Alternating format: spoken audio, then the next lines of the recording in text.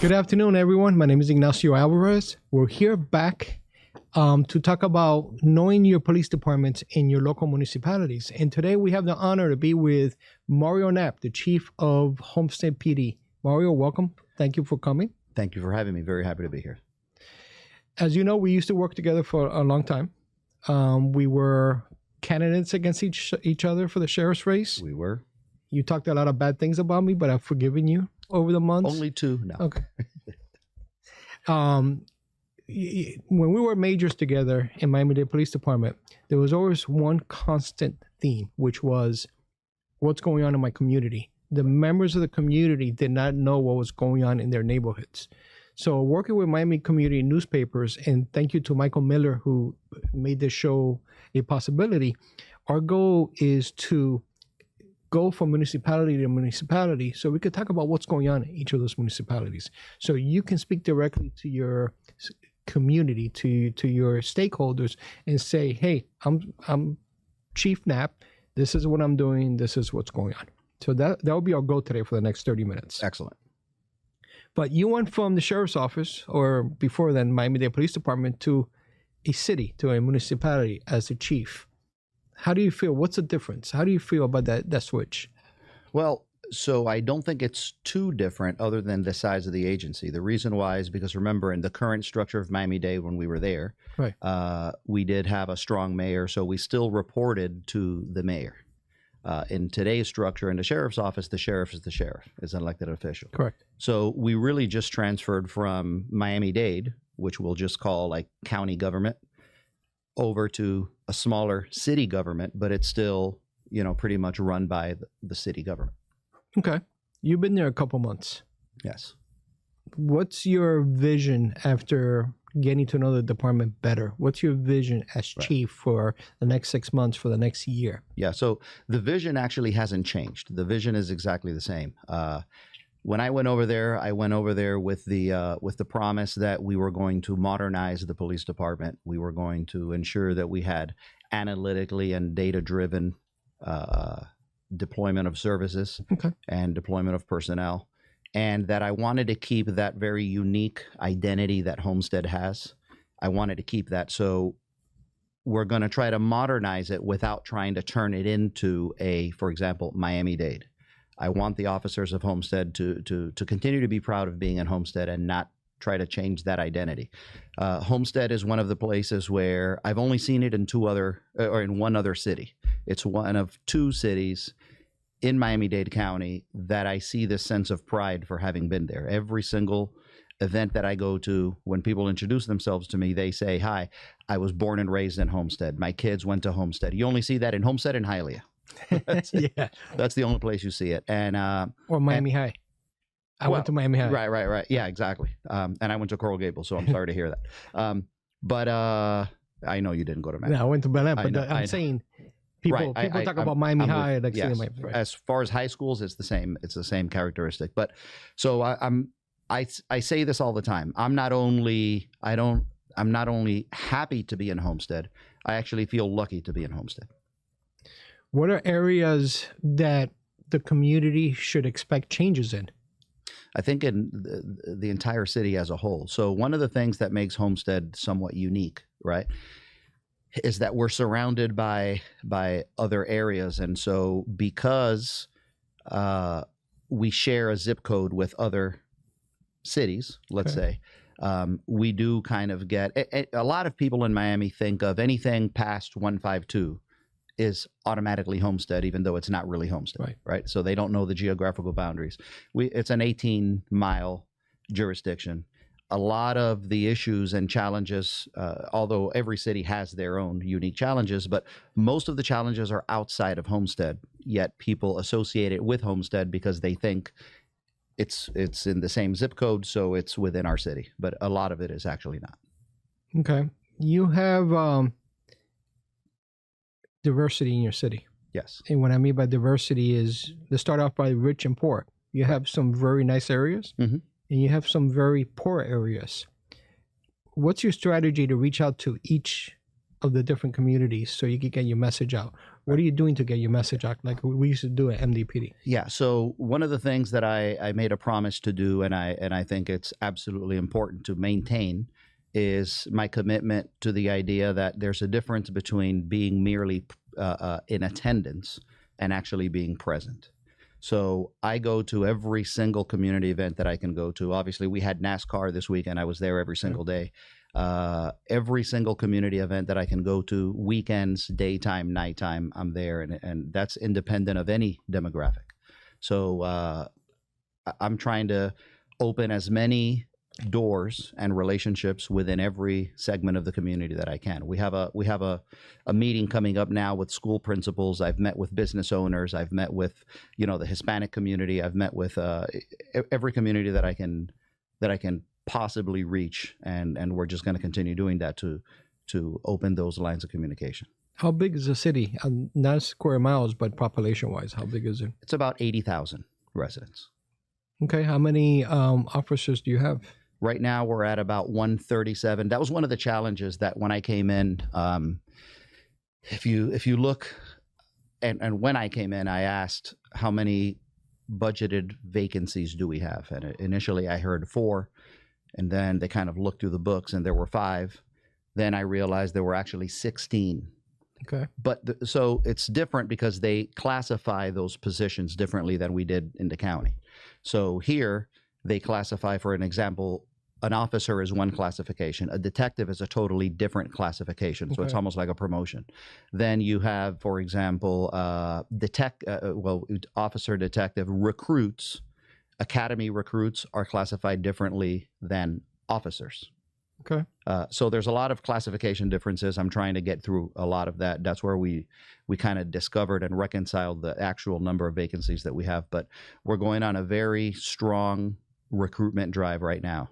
By June 1st, I want to get every single vacancy in the department filled. Let me ask you this question, because obviously I live in Coral Gables, and in the last 2.5 years, we've had over 30 vacancies. Mm-hmm. And as of Friday, they still have 30 vacancies. Right. And they're desperately trying to recruit. Right. How's Homestead different? If I want to be a brand new police officer, how is Homestead different to every other municipality? And what is your target? Where are you aiming at to bring in officers? Well, to be honest with you, right now in Dade County, it's not specific or unique to Dade County. This is happening all over the nation. And there seems to be a challenge in finding candidates that want to be police officers. So right now we're all kind of cannibalizing each other. But I can tell you that like I said, we went on social media, we went on a pretty strong recruitment drive. And in just 3 weeks alone, we have over 200 applications for police officer, which we hadn't seen in years and years and years. So we're competing, and So you figure 10% average rate of people passing, so you can have a good 20, 25 good candidates in there. Yeah. So what's interesting is we have, because we would prefer, from a financial point of view, it's easier to go turnkey, right? It's easier to bring in people that are already certified, that have already been police officers in. And we have quite a number of those right now, in the pipeline that are going through our process to get hired. But I did make a commitment also that I want to employ people from the South End. I mean, I'd love to employ more Homestead residents because, like I said, I want to maintain that very unique characteristic that people are so proud of living in Homestead and being raised in Homestead. Why not stay as a cop in Homestead? Let's talk about the crime. Obviously, the way we started the show is that people who live in the different communities don't know what the actual crime is going on. Right. But if you're able to identify what's going on in your neighborhood, you can protect yourself better from becoming a victim. Mm-hmm. You talked about having a business area. You talked about having a rich area, poor area, downtown area, like a lot of the restaurants in your downtown area. What should I expect? To start with your downtown area, what should I expect myself coming from outside the city, going to the downtown area, going to restaurants? What should I be watching out for? So I want to make sure I understand the question. You're talking about in terms of me going to the Mexican restaurant across from City Hall. Right. It's very good, isn't it? Yeah, it's good. So free advertising for that restaurant. Well, So one of the things you're going to see, and one of the things that I'm trying to really focus on, is police visibility. Okay. And my commitment is to get more uniformed police officers. One of the things that I hear from Homestead, aside from I've lived here all my life, is I love our Homestead police officers when we see them. Okay. And that's the common thread here is a lot of people, and I think that's in general, a lot of people don't feel like there's enough police presence. And so I'm really focused on occupying all of those vacancies so that there is a lot more police presence. That's one of the things we're doing. But another thing that we're doing is, in terms of crime, we're becoming, or we have been historically, very aggressive on seizures and forfeitures.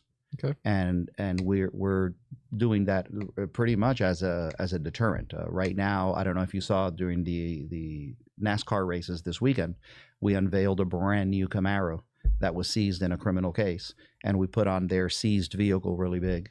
And I'm doing that for the public to know, and really for kids to see that there is no glamour in crime. And I don't think it's the taxpayer. I don't think it's the taxpayer's responsibility to continue funding all of this. Let's use the criminals' money.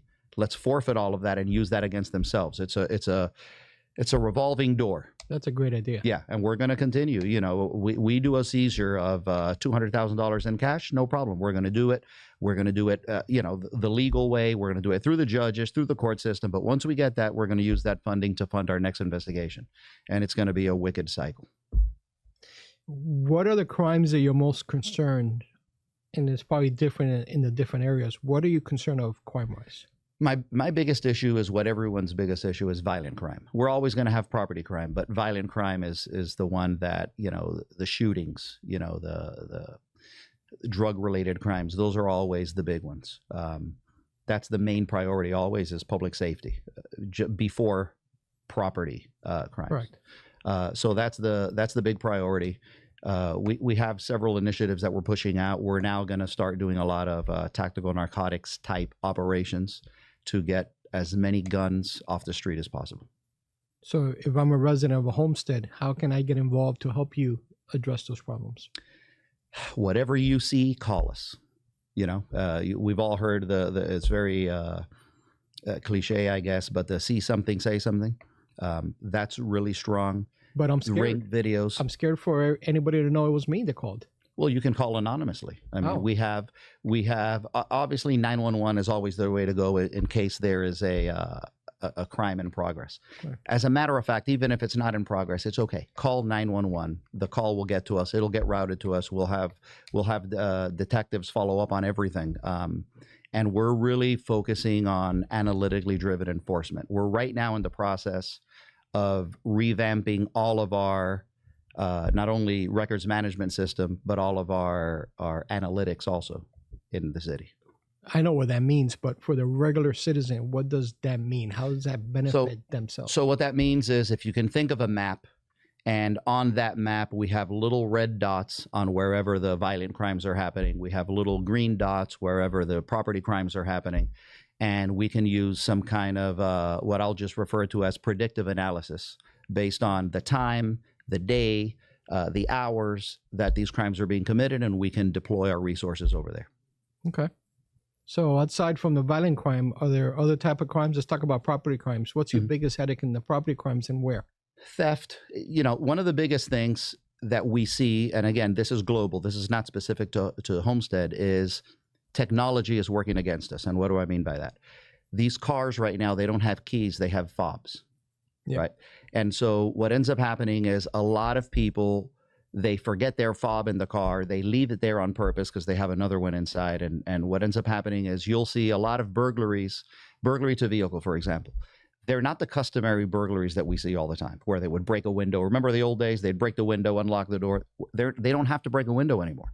All they got to do is, we call it car surfing or door surfing. They're trying doors in the malls, and a lot of these doors are opening because people leave their fobs in the car. They leave the car unlocked, and they're burglarizing the vehicles. That's probably the most common crime, I'd say, probably all over Dade County. I know that when my car locks up, because my car's the same way, the mirrors come in. Right. So if I don't see the mirrors come in, I know my car is unlocked. So that's another way now. That's high end. Right. But people see that. in Of the course they parking do, lot. and So they know that, and they know that, and they can Right. target those cars. Mhm. Let's talk about some news topics. Mhm. Let's start with the first one, which is I think the $1 million question in Miami-Dade County, which is immigration. Right. We're seeing that South Miami is suing the state of Florida Mhm. because they don't want to enter into the agreement with the state of Florida on immigration and with ICE. Right. We're seeing North Miami do the same thing, but we're also seeing Hialeah, Coral Gables, Sweetwater, and other departments signing on to this agreement. Right. I understand it's not your decision; it's the commission's or your city commission decision. Right. But how do you see your role as a police department working with ICE? And because you're in a city where a lot of immigrants, Right. Should they be worried? Right. Well, I'll answer the question by this. I mean, my role really doesn't change, and it hasn't changed. I think my role is to enforce the law, not to debate it. Whatever the law is at the moment is what we're going to enforce. That particular situation is going in front of City Council in the next couple of weeks for a decision to be made as far as the city goes, and we're gonna do what we do. As far as being a police chief, I don't have the luxury of giving an opinion. I'm a representative of this police department, but I do give my personal opinion in the privacy of a ballot box. Okay, I respect that. But if I am a immigrant Mhm. in your city, should I expect police officers stopping me on the streets? Do I have to carry my passport?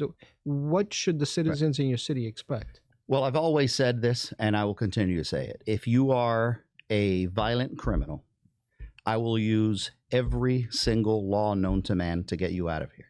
If you're victimizing our residents, I will use every state, federal, and local law to get you out.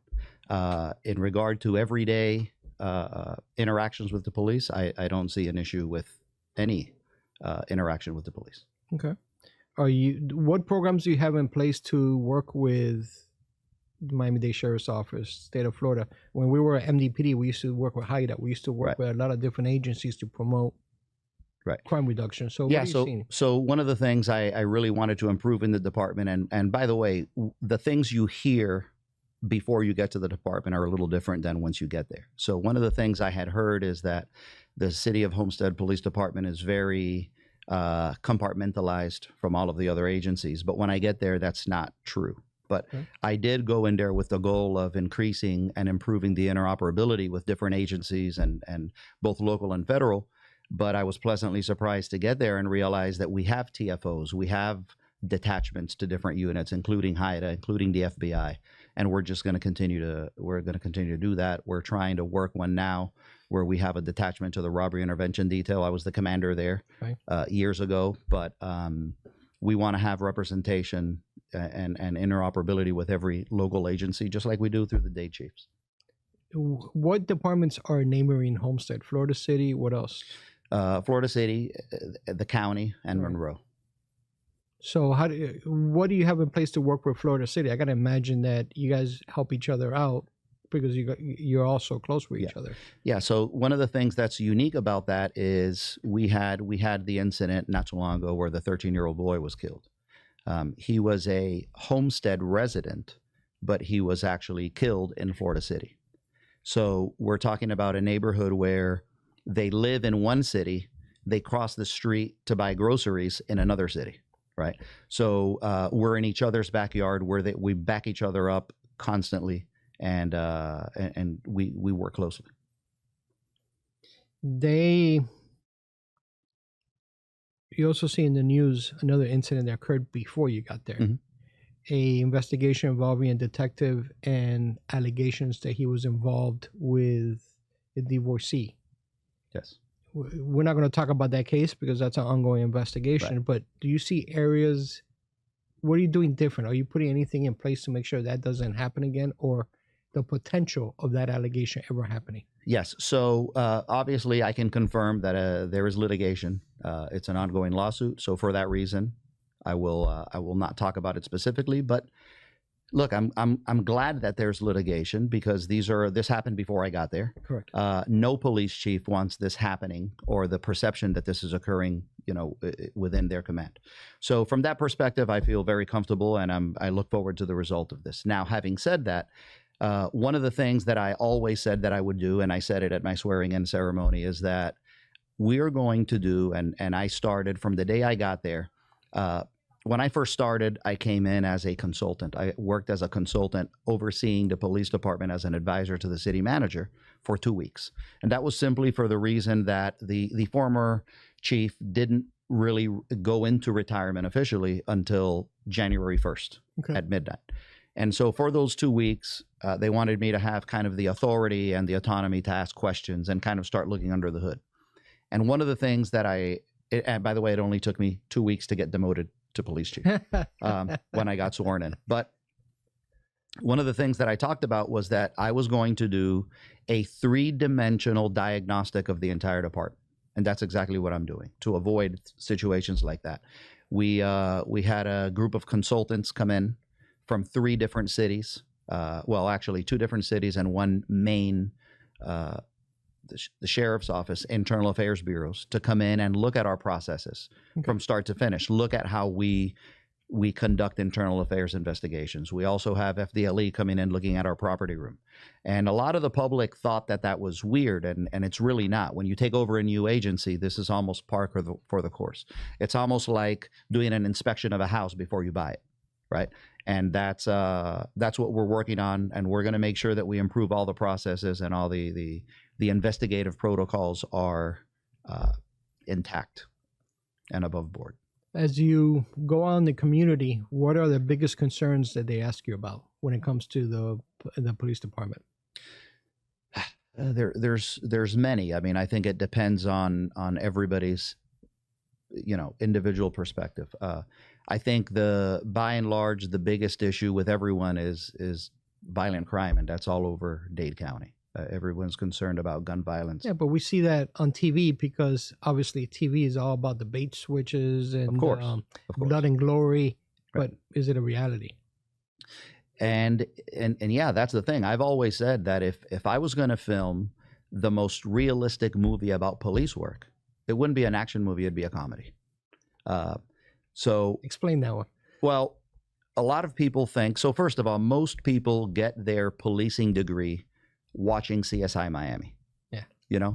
And they get really strong opinions and they think that that's the way it works. Or FBI. Or right, FBI files and all those things. I told my wife, you cannot be involved in a shooting every single week and you don't solve the world problems every single week. Yeah. So I would say that what people are hearing on the news and seeing, it's called the availability heuristic, right?